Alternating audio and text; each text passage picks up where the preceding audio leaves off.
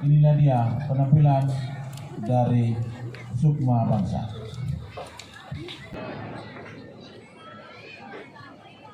Assalamualaikum warahmatullahi wabarakatuh. Waalaikumsalam warahmatullahi wabarakatuh. Dan selamat sore. Sore, Sukma. Salam Pramuka.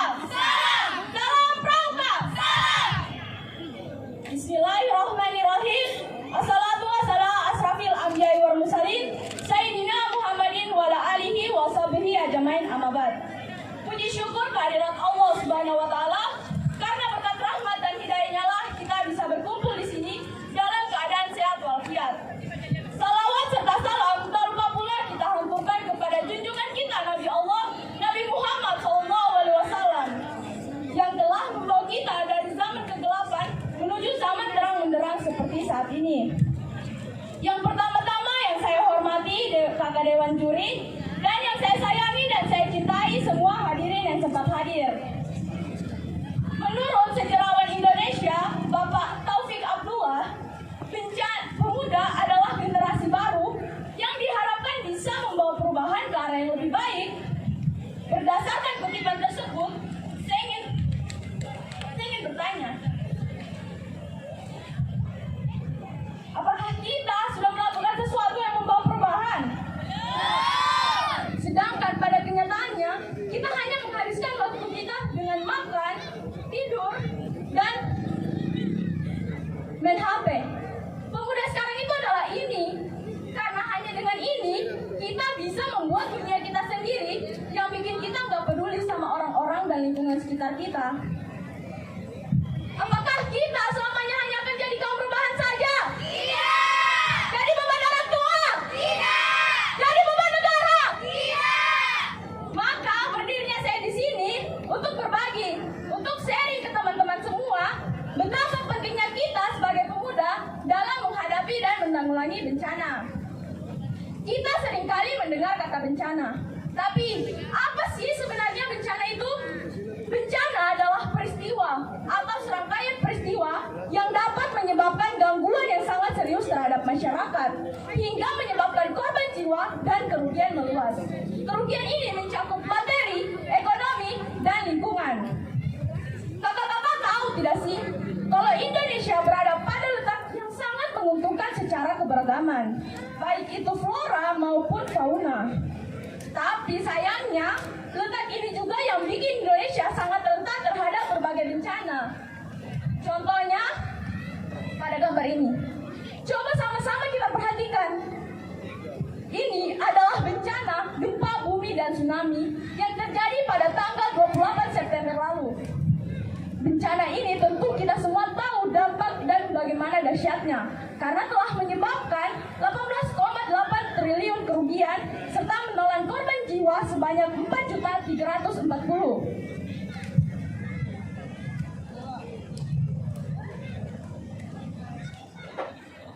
Selanjutnya, bencana tanah longsor yang terjadi di Desa Sintubu, Kecamatan Palolo. Bencana ini telah menyebabkan 70 rumah warga terdampak, 3 unit jembatan rusak parah, jalan tertutup tanah longsor sepanjang 300 meter, dan kerusakan pipa jaringan air bersih. Bisa teman-teman semua perhatikan.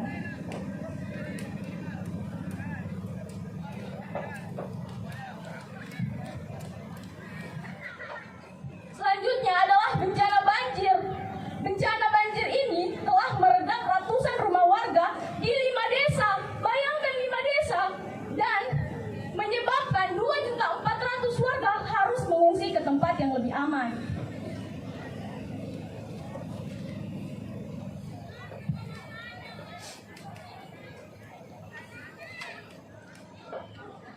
Lagi-lagi banjir yang terjadi di Kulawi. Bencana ini menyebabkan 2 orang korban, ayah dan anak. Mereka tertimbun lumpur saat sedang di dalam rumah. Sungguh miris ya guys.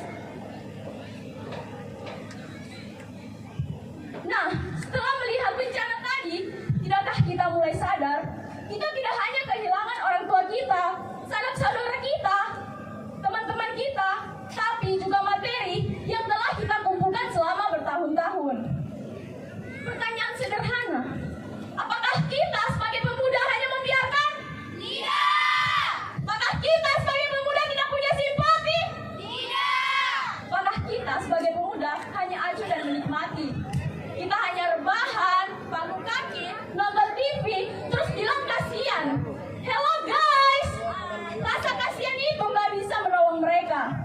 Mereka butuh bantuan, bukan hanya kata kasihan.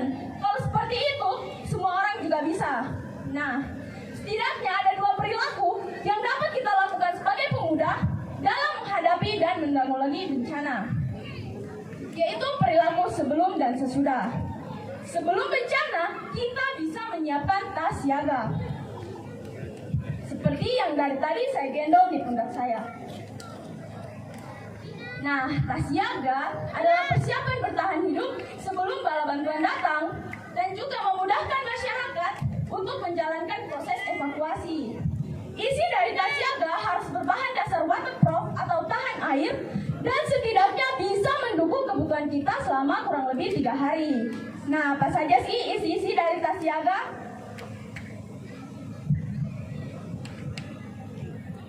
Yang pertama, surat-surat penting seperti ijazah, surat tanah, kendaraan, dan sebagainya. Yang kedua, yaitu botol minum. Setidaknya bisa mendukung kebutuhan kita selama kurang lebih 3 hari.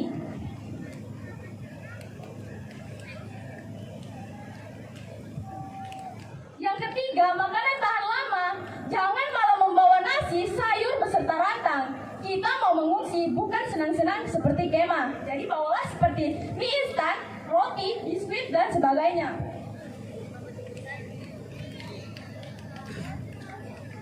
Yang keempat, kotak obat-obatan. Entah itu obat-obatan pribadi atau obat-obatan umum.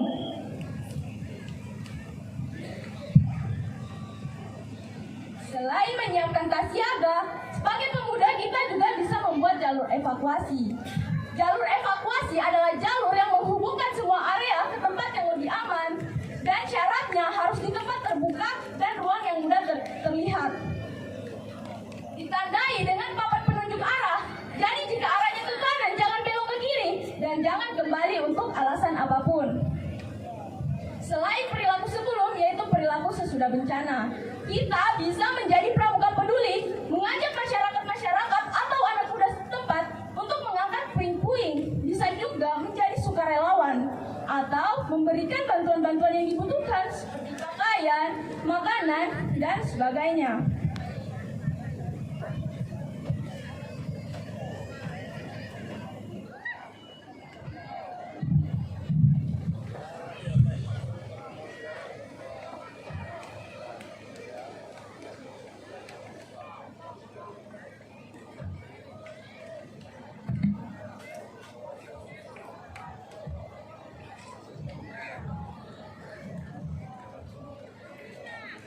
Buka.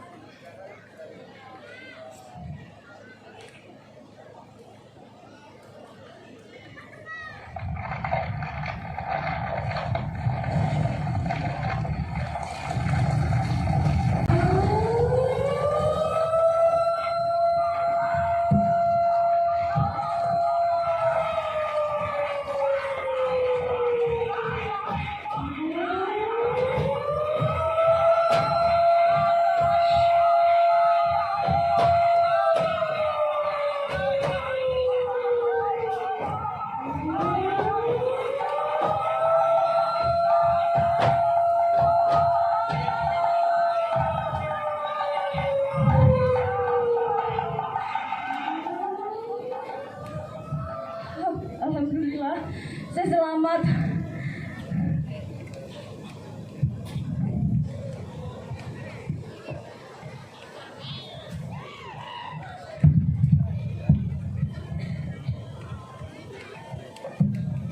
Bismillahirrahmanirrahim.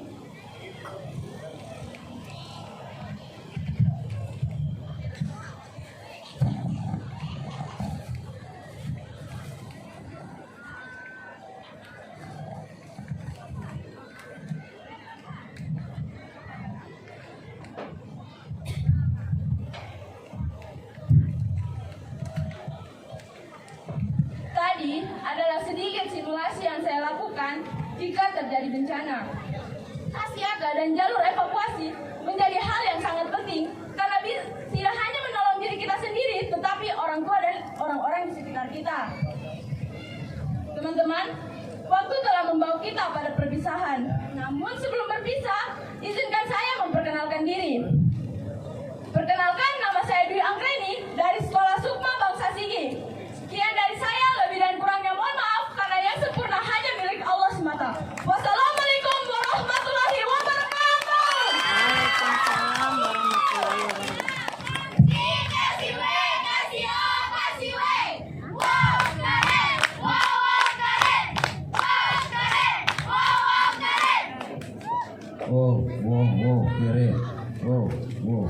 Baik, kakak. Saya tidak lama-lama lagi. Saya minta waktu 10 menit untuk MA DDI Lonja. Dewan juri yang kami hormati.